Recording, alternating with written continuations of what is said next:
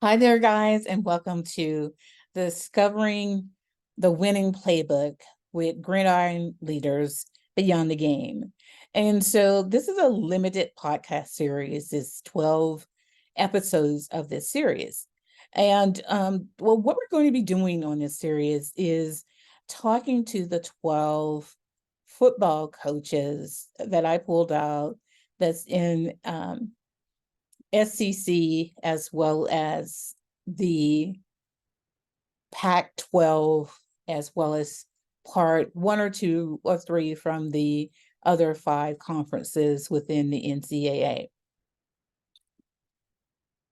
I started this on this particular territory. I must give him his props. Deion Sanders, his enthusiasm and the marketing. When I saw marketing, I was like, wow, this is the most awesome thing. This man really knows brand and how that relates. And so I started digging a little bit deeper into all of the coaches, the winning coaches that's out there in the NCAA. And what's their secret sauce? I wanted to know. And just researching since the beginning of the summer, or the end of the summer, or it actually started last year, when Sanders went over to a historically Black college and seeing what he brought there. And then when he jumped and went to University of Colorado in Boulder, I was like, okay, let's see what's happening here. And I am just so, I'm mesmerized, guys, by the fundamental change that you see happening right before you, because I get to watch this thing every Saturday on them playing the games. I haven't made it to one yet. I've been so busy with life and other things that's happening. So I have to watch them from my TV. And sometimes I have 2 or 3 TVs on. But this week, we're going to talk about Nick Saban's process of excellence. So you're joining us on the Gridiron Leaders Beyond the Game, where the art of leadership meets the heart of sportsmanship. We're going to dive deep into the strategies, philosophies, and stories that make college football more than just a game. So we're going to unlock the process, and I think that Nick Saban has a process of excellence. That's what he's about. And we're going to learn how Saban's focus on the journey rather than the destination creates champions. We're going to talk about cultivating talent and explore Saban's method for building a team culture that really runs or turns rather aspiring athletes into those NFL stars. You go to Saban if you want to be an NFL star. That's what I learned in my research. And then leadership lessons for life. We're going to draw parallels between Saban's techniques and your own personal and professional challenges and how to tune in and transform those. And lastly, whether you're a diehard football fan or building or a budding fan entrepreneur, this segment promises to provide you with insights that can change your game plan for success. Understand how resilience, adaptability, and steadfast commitment to excellence can elevate your approach to leadership and life. So with that said, we are going to get started. So who do you think is your favorite team? Now, let's put this back into perspective as is stated on the video. The NCAA, which is the National Collegiate Athletic Association, oversees college sports in the U.S., and both the Pac-12 and the SEC are 2 of its major athletic conferences. The Pac-12 membership has 12 members or universities, and the SEC comprises of 14-member universities. So one is West Coast, the Pac-12 is West Coast, the SEC is primarily the South. But there are 5 power conferences in the NCAA, and they are the Atlantic Coast Conference, which is primarily the Atlantic Coast stretching from Florida to New York. The notable schools there are Clemson, Florida State, Duke, North Carolina, Miami, and Virginia Tech. The essential sports sports is that they're strong in both football and basketball. Notably, schools like Duke and North Carolina are storied basketball programs. And we'll talk about that in our next, after this limited series, we'll talk about basketball. But the Big Ten Conference location primarily is the Midwest, and its recent expansion stretching to the East Coast. Notable schools are Ohio State, Michigan, Penn State, Wisconsin, Michigan, and Nebraska.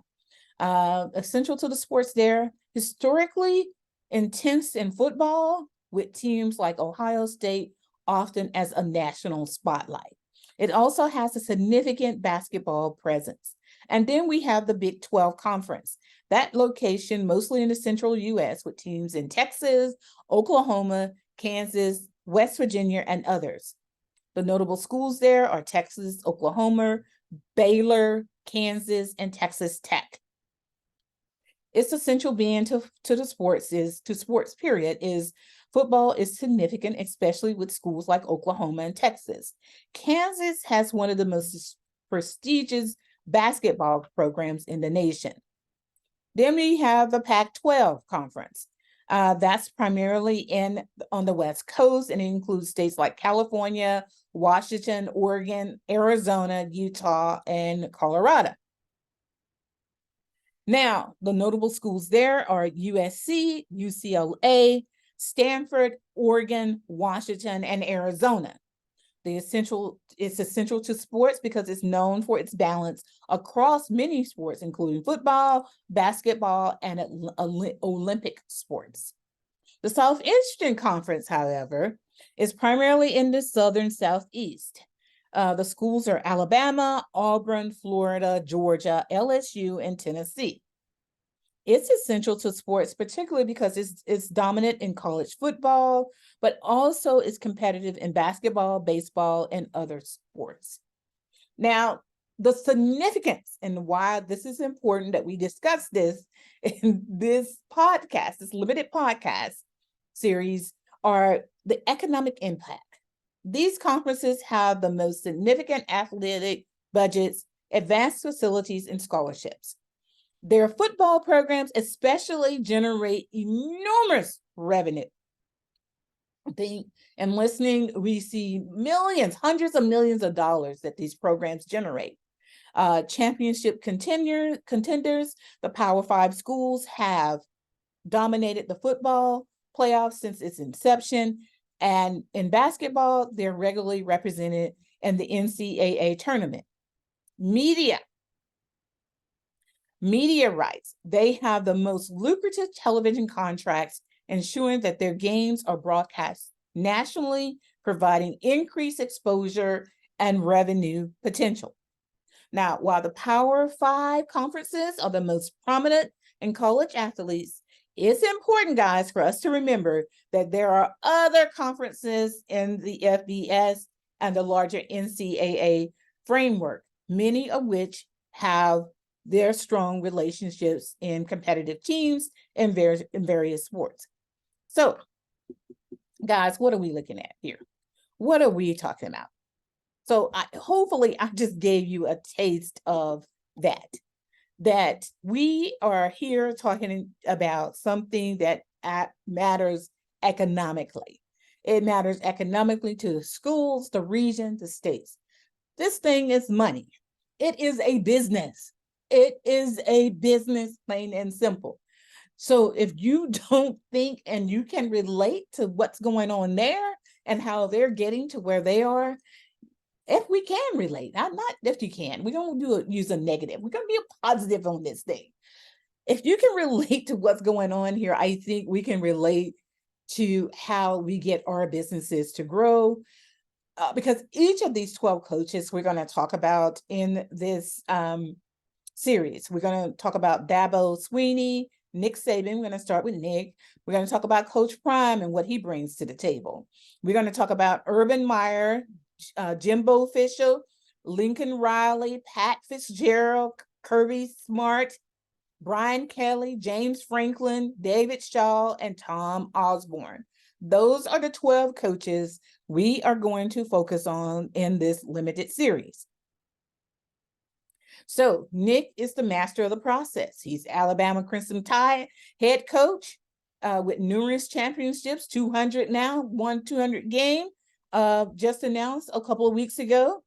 His commitment to the process over the results has brought unparalleled consistency.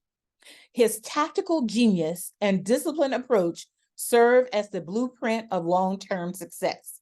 Now, you got to know, I'm a firm believer in not thinking that one size fits all or one way of doing things is the way of doing it.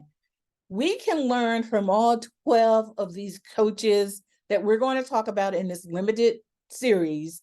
We can learn a lot from them.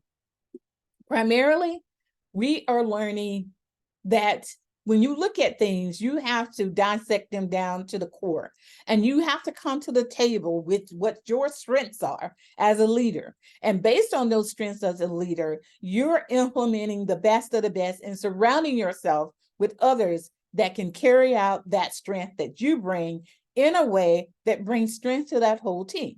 So what do you mean by that, Dr. Carroll? Well, just as these coaches have so much strength in the way, the process, for example, Saban, he has strength in his process of doing things and how he is very meticulous about each thing. Well, the coaches understand this man's culture and what he expects of his team, what he expects to happen that has been game-changing for him to be a winning coach. So the Coach Saban's methodologies really offer a template for success that resonates with anyone aiming to lead with impact and integrity in my book. His legacy is not confined to his titles, but in the delectable mark he leaves to leaders of tomorrow. I think what we're going to learn today is we have to keep these lessons close and maybe use them as a guide to our quest for excellence. So if I go back, so I wanted to make sure I pinpoint some things that the top things that I pulled out in my research on Coach Saban. Okay. And some of the main things that I pulled out was learning to adapt. Every crisis and every learning opportunity for Saban, he analyzed every facet of the setback to prevent future occurrences. His mindset it should mirror those, or for businesses, it should be mirrored where failures and crisis can provide valuable insights that drive innovation and avoid future problems for us in those same areas. He learns and adapts. And I love that. I love his ability and his practice of learning and adapting. He communicates clearly with his people, his team, his coaches, everyone, even on his interviews. It's a clear communication strategy and process that he has in place. There's nothing mirrored, nothing complicated, no stuttering, none of that. This man gets to the point. He knows what he knows. Of course, he's been doing it for a long time, but still, I don't think he's changed much in all of the research that I've done on him. His clear communication is a cornerstone for his crisis management. He addresses issues head on with his team and the media. His transparency and directness are equally essential in business. They prevent spreading rumors and ensure everyone is on the same page. His ability to take immediate action. He's been known to begin working on corrective action after a loss immediately. I find that similarly, influential business leaders need to take immediate steps, or do take immediate steps, to address the problem, showing their commitment to a resolution and improvement. They don't wait, they don't make excuses. Yeah, we had some crises that I think businesses have come up on these last few years. Last year, or during the pandemic, Southwest Airlines came across a particular situation where they had some issues. And to be honest with you, I think it's been hard for them to get back on footing. I flew Southwest Airline, not to put them down because I love me some Southwest Airline flying in and out of Dallas, but I love some Delta too. And I watch everything on all these airlines. I'm spending a lot of money on them, back and forth on airplane rides.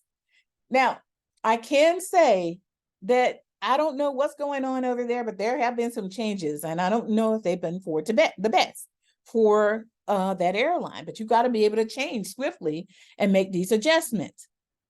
So, I mean, a lot of businesses these days are facing crisis management challenges. And a way Saban, we can learn a lesson from the Gridiron as to how Coach Saban handles these crisis moments. Believe it or not, even though it's a sports game, they do embrace technology and innovation. Coach Saban embraces analytics to gain competitive edges. Business leaders must also leverage technology and innovation to enhance decision-making and streamline operations. It's about using the tools available to make smarter, faster decisions. And we have to use the analytics. Guys, if you're not using the analytics, I think you may be missing some things. So empowering trust to your team. Part of Saban's success is adaptability, is his trust in his coaches and staff and players to execute on the field. Similarly, executives must empower their teams to make decisions, to take actions that align with the strategic shifts. Now, encouraging anonymity speeds up response times and foster a culture of trust and accountability. I've seen where I've had leaders speaking to me or coming to me for consulting with questions for my consulting to ask me how, give me a problem. How should you handle it? What am I doing? What steps should I take? Or I'm just confused. It's sort of like sometimes I feel like I'm a psychic. I'm not. But sometimes I feel like, okay, I don't know, so I have to dive deeper in to really get a view of what's going on. But I love it when I'm sitting watching these sports games and you can see things on the field play out as to how they must be running their organization, from the quarterback to the defensive line to the offensive line. I watch the players and I'm seeing, okay, of these 12 teams, what's happening? What's the dynamics? How are they working together? What kind of response do I see? What kind of energy do I see on the sidelines? All of that matters. Now, flexibility and strategy. In Saban's playbook, it's not static. It's a living document that evolves. He knows for tweaking his formidable defenses and incorporating modern offensive schemes, he must be flexible. And that flexibility is also vital with businesses. Your strategic plans must be dynamic to accommodate shifts in the market conditions, consumer behaviors, and competitive landscapes for the businesses, just as Saban has done the same for his team on the field. What else? Well, I also looked at how he anticipates and prepares. Saban doesn't wait for change to force his hand. He anticipates the change, and he stays ahead of the curve, whether adapting to the fast-paced spread offense or leveraging the transfer portal to bolster his team. Now, for business leaders, this foresight is crucial. It's about scanning the horizon for industry trends and technological advancements, then preparing to pivot before it becomes necessary. Got to do it, guys. Got to have to do it. What about adaptability? Well, adaptability in the play, lessons from Saban's playbook. Change is the only constant, guys, in football and in the corporate world. And with Nick Saban's mastery of adaptability, it has kept Alabama at the pinnacle of college football. His ability to shift tactics in response to the new trends, rules, and even cultural shifts within his sports team offer valuable insights for all of us as business executives, as well as entrepreneurs and leaders in our respective areas. So, culture of excellence. And this is big to me because I am a big culture person. And I find a reason we design and build culture vibe is because of that. I really was feeling every place I stepped into, you had to see and understand the dynamics of the culture. It's sometimes I can walk into a place and see that the culture is not right, and that business is not going to continue as is, and there's going to be change and shift. I can almost predict to you when I am visiting something or Starbucks or something like that, where I go to all the time. If I walk in the door, if I make a phone call to order something, I can tell you that's going to be a shift. In the Starbucks in Atlanta, for example, when I'm in Atlanta, there's a Starbucks around the corner for me, and I walk around there to pick up my coffee. I can tell when there's going to be a shift in that staff. You can see it. You can see the faces, how they're thinking, if they're into this, the energy. If the energy is not there, it's not going to be there. Versus I can walk into a Publix in Anniston, Alabama. It is one of the best cultures I have seen. Everybody understands the dynamics of what that leader is talking about, what he wants, what he needs, and what's going to happen. The same way when I walk into a Buc-ee's, I see that energy. I feel that energy. That's the same that I see when I look at that team at Alabama. You can see the energy. You can feel the vibe. You can understand when they're walking in or getting off a plane or the bus, headed in with their suits on and things of that nature. Watch their walk. Watch the swagger. What kind of swagger do you see walking into those games? I'm like, wow, that is some real confidence there. And it's not pretend, it is confidence. Those players understand and the coaches understand. They're about business. They're here to make a difference, and they're going to do that through excellence and execution. And that's what I see about that team. The culture of excellence is more than just winning the games. It's about, for them, the Alabama team under Coach Saban, it's about creating a sustainable system that consistently produces individuals for the next level for the NFL. So business leaders dream of making this kind of culture, one where each member is developed to their full potential, aligned with the organization values, and committed to a collective goal. The key takeaway for any leader, is to invest in people and culture as much as strategy and execution. If you don't invest in those two, strategy and execution is out the window. It's not going to happen. So the team above self is another one that I wanted to pinpoint here based on the culture at Alabama. The culture Coach Saban fosters is one where the team's success is paramount. The collective mindset is something businesses strive for as well. The team is paramount. It's not about you. It's about us as a team. Marilyn, if you're excellent on this team, and Bobby, you're excellent on this team, and Sally, you're excellent on this team, and Will, you're excellent on this team, then we as a team are excellent together. And we as a team will be excellent at executing our strategy. So polish the diamonds, baby. You got to polish the diamonds. And Saban knows for developing his players to their best and fullest potential in business terms, this akin to investing employee growth and development. You gotta polish the diamonds. You must polish the diamonds. Now, discipline is a non-negotiable. Discipline, guys, underpins everything in Saban's program. Players are expected to work hard and adhere to standards that govern behavior on and off the field.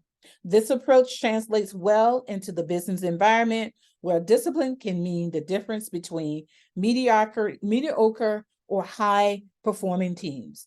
It's about setting clear expectations and holding everyone accountable. So, if we look at Coach Saban's playbook, at the core of Alabama's football dynasty is a culture that breeds excellence overall. Coach Saban has meticulously crafted a team of ethos that has clinched championships and turned his program into a veritable factory of NFL talent.